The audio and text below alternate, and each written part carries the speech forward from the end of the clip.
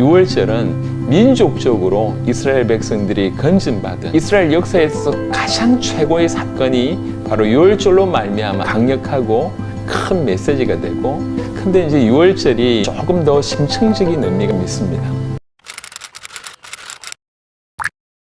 자, 오늘은 6월절에 관한 얘기를 해보도록 하겠습니다. 6월절에 관해서 내용은 잘 모르지만 들어보신 분들은 좀 꽤 계실 줄 믿습니다. 6월절은 사실 이스라엘 백성들에게는 너무 중요한 절기입니다. 이스라엘의 3대 절기 중에 하나라고 얘기하는데 그 중에도 가장 중요한 절기가 아닌가 싶습니다. 어느 정도냐면 6월절이 포함되어 있는 유대력의 달이 아빕월인데요. 아빕월을 아예 이스라엘의 유대력의 첫 달로 지금까지 지키고 있습니다. 6월절이 포함된 달을 첫 달로 여길 정도로 이스라엘 백성들에게는 6월절이 너무 중요한 절기입니다. 이게 어떤 사건인지는 잠시 좀 설명을 좀 드리면, 이스라엘 백성들이 지금 이집트의 애굽에 노예되어 있었을 때에 하나님께서 약속된 때가 다 와서 그들을 건져내는 그런 큰 일을 행하십니다. 이스라엘 백성들을 건져내실 때 하나님께서는 이집트에 10가지 특별한 재앙을 내리십니다. 이스라엘한테는 기적이고 이집트한테는 큰 재앙이죠. 10가지 재앙을 내리실 때 바로 10번째가 6월절하고 관계 있는 그런 기적입니다. 이스라엘 백성들을 하나님께서 뭐라고 얘기했냐면, 이스라엘 백성들은 내 장자다. 이스라엘 백성들을 보내서 나를 숨기게 하지 못하도록 네가 막고 있으니까 이제 내가 너에게 벌을 내리겠다. 하나님께서 바로에게 하시는 말씀이, 내가 이제 너의 장자를 죽이겠다. 그래서 사람에게 난 장자, 그 다음에 짐승에게 난 첫 새끼를 내가 다 취하겠다. 이렇게 이제 말씀을 하십니다. 그래서 이렇게 말씀을 선포하신 이후에 이스라엘 백성들에게 이 심판을 면할 수 있는 방법을 이제 제시합니다. 이스라엘 모든 사람들에게 각 가정마다 1년 된 양을 잡고 그 피를 그 집에 문설주에 우슬초로 그렇게 바르면 그 피를 보고 심판을 하는 하나님의 사자가 그 집에는 재앙이 넘어간다. 요 단어가 6월입니다. 그 재앙이 임하지 않고 넘어가도록 하겠다. 6월하게 하겠다. 라고 말씀을 하십니다. 그러면서 이제 이스라엘 백성들에게는 이제 피 바를 뿐만 아니라 몇 가지 요구를 더 하시는데요. 그 이제 그 고기를 불에 구워서 먹도록 하고, 그 다음에 누룩 없는 빵을 만들어서 무교병을 만들어서 먹게 하고, 쓴 나물과 함께 먹게 합니다. 왜 그러냐면 굉장히 급박하게 거기에서 빠져나왔다라고 하는 의미를 전달하게 하기 위해서 쓴 나물과 함께 누룩 없는 빵을 만들어 먹게 합니다. 그래서 이스라엘 백성들은 이 하나님의 음성을 듣고 다 각 가정마다 1년 된 양을 잡아서 그 피를 문설주에 다 바르고, 그리고 그 고기를 다 구워 먹고, 혹시 다 못 먹으면 그거 불에 태우고, 그 다음에 무교병과 쓴 나물 먹으면서 그날 밤을 지나게 되는데, 아비볼 14일 밤에 그때 여호와의 사자가 이집트에 이제 재앙을 임하게 합니다. 그래서 이집트에 있던 모든 첫 새끼 그리고 사람에게서 난 장자들은 다 죽게 되는 일이 벌어집니다. 엄청난 재앙이 벌어지죠.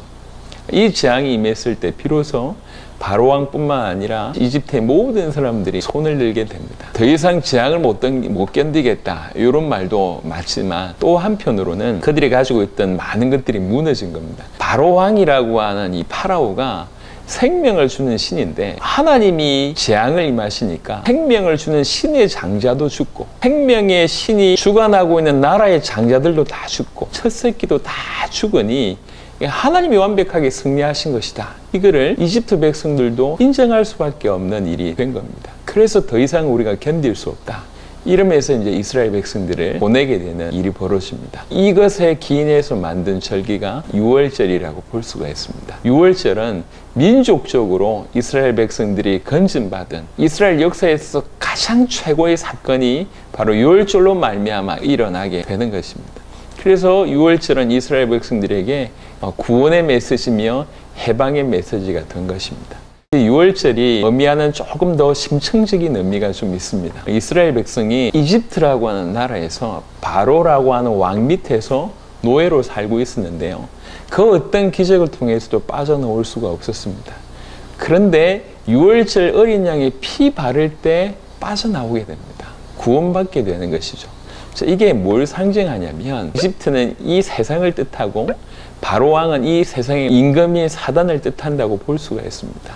이집트라고 하는 나라에서 바로 왕이라고 하는 왕 밑에서 이스라엘 백성들은 노예였는데 오늘날도 사단이 통치하는 이 세상 가운데 우리는 죄인입니다. 죄의 노예고 사단의 노예고 영적으로 하나님과 끊어져서 죽은 자일 수밖에 없어서 빠져나올 수 있는 가능성이 전혀 없습니다. 근데 유월절 어린 양의 피가 임함으로 말미암아 이스라엘 백성들이 바로 왕에게서도 해방되고 이집트에서 해방됐던 것처럼 우리 또한 사단의 소나기에서 이 세상 가운데서 죄의 종된 신분 가운데 하나님을 떠나 있는 영적인 죽음 가운데서 사단의 노예라고 하는 그 상태 가운데서 완전히 빠져나오게 된다고 하는 것입니다.